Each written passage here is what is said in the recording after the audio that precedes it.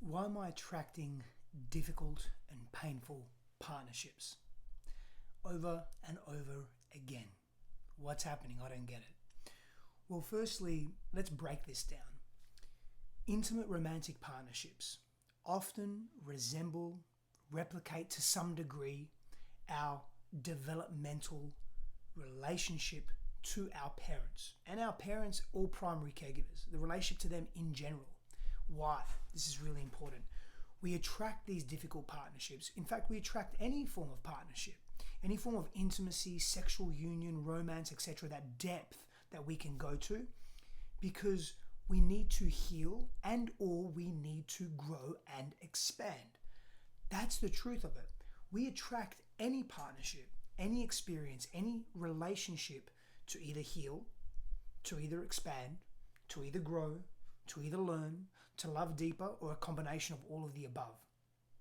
So when you're attracting a partnership that is bringing you grief, is constantly or consistently noticeably challenging, there is a open loop of trauma that has not been closed yet. So to answer that question, to answer your question directly, why am I attracting difficult partnerships? Why am I not getting it right? It's not that you're getting anything wrong. It's that you're not closing the loop on that trauma. All trauma, the experience or perception of trauma, because remember, the events that we experience in life or the events that happen to us are quote unquote neutral. Our experience of those events are either safe or unsafe, healthy or unhealthy, traumatic or not traumatic. And for so many of us, let me put this down a little bit. For so many of us, we've experienced trauma in our lives. We've experienced pain and difficulty, particularly in the relationship to our parents, or not even just to our parents, but developmentally growing up. And so our partners, they fill that void. They are able to help us close the loop. Now, here's the thing.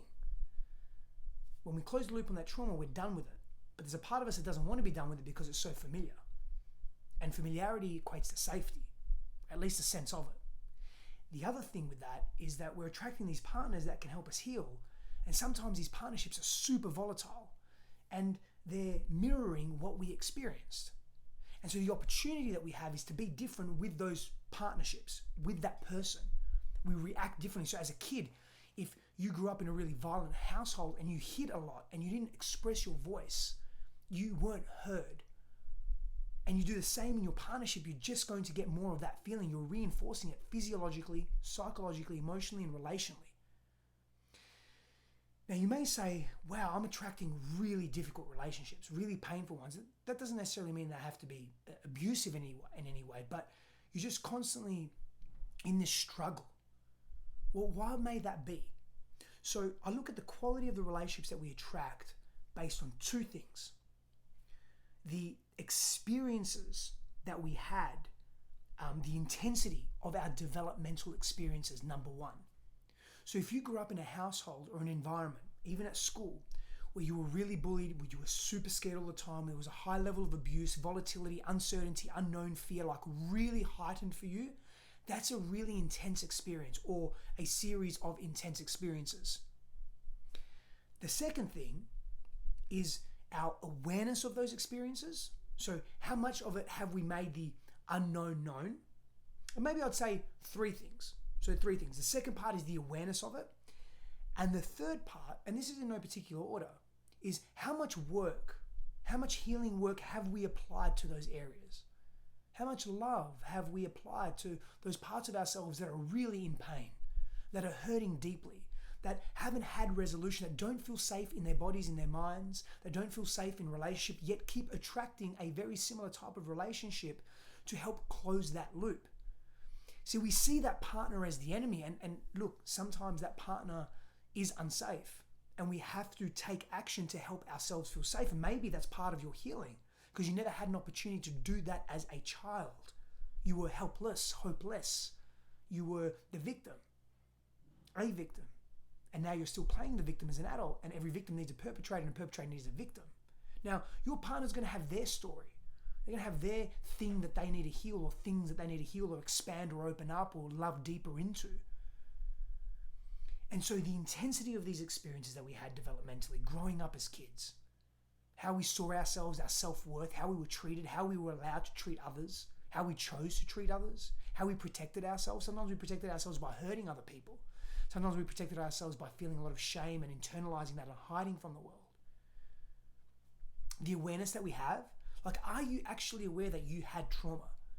I work with so many clients that will start to just express to me their life experiences. They'll share with me their life experiences. And I will pause them often and I would say, you do realize that is a traumatic event and series of events. And their response is, oh, really? I never saw it that way. It was just normal. I don't really have any feeling around that. And they haven't done any work around it. They haven't gone in there deliberately to heal it, whether it's with somatic therapy or talk therapy or support work or whatever it may be. There's no deliberate action. There's no awareness around it. And the third part is, have you actively begun at least to heal these wounds that you have? Have you worked with someone? Are you supported by others? Are you doing your own inner work? Do you have your own daily rituals, practices, weekly, monthly practices that help you unpack all of that so that you're not making the same decisions over and over again? You're not attracting that partner that is difficult, that relationship that is just not challenging in a healthy way, but debilitating in an unhealthy way, because you're not choosing to do different. Because that relationship is going to be, again, very mirroring, very similar to what you experienced as a child. And you get, if you want to, you get to be different in that situation. And that's part of the healing. Is both of you, particularly if you can, both you and your partner being aware of each other's stuff, and you'll have complementary wounding there. Being aware of each other's stuff and then working together to heal that part. You can't heal your partner and they can't heal you, but relationships are a beautiful fertile ground for growth and expansion. They're a beautiful fertile ground for possibility of healing, helping each other heal by being different. And often the very thing that your partner needs to do for you to help you heal, to help you make different choices, to help you feel safer to make different choices, is the very thing they need to heal as well.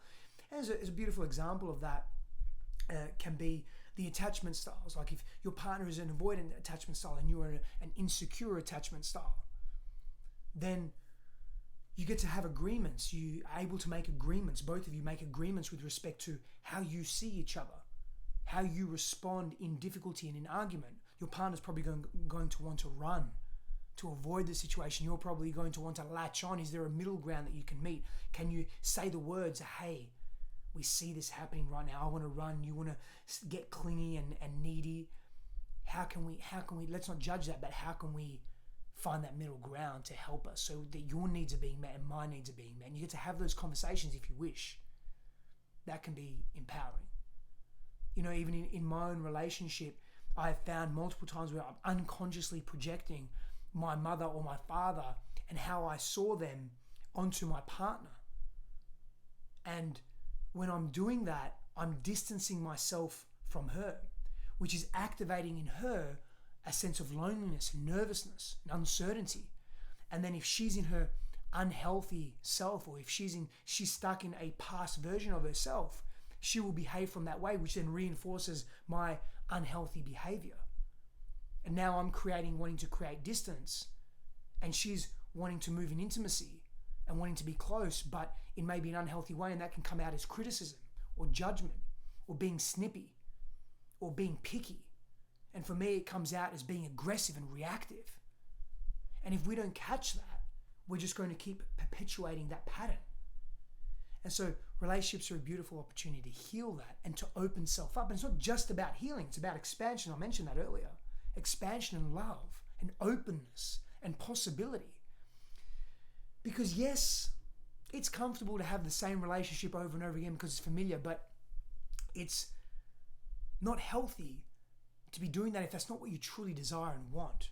And you're not cherishing that relationship, and you're not learning from it. You're not evolving from it. You just keep making the same choices, same mistakes, mistaking. It's a mistake. Snap, be done with it, redo it, and do it better than you did the last time. But you've got to be aware, and you've got to be willing to heal. Willingness is everything. You've got to be willing to go there with your partner and with yourself. And it's unfucking comfortable, and shame comes up. But you can be bigger than your shame. Be bigger than your shame. You deserve that. Your partner deserves that. The relationship deserves that. And the world deserves that. Power and blessings to you.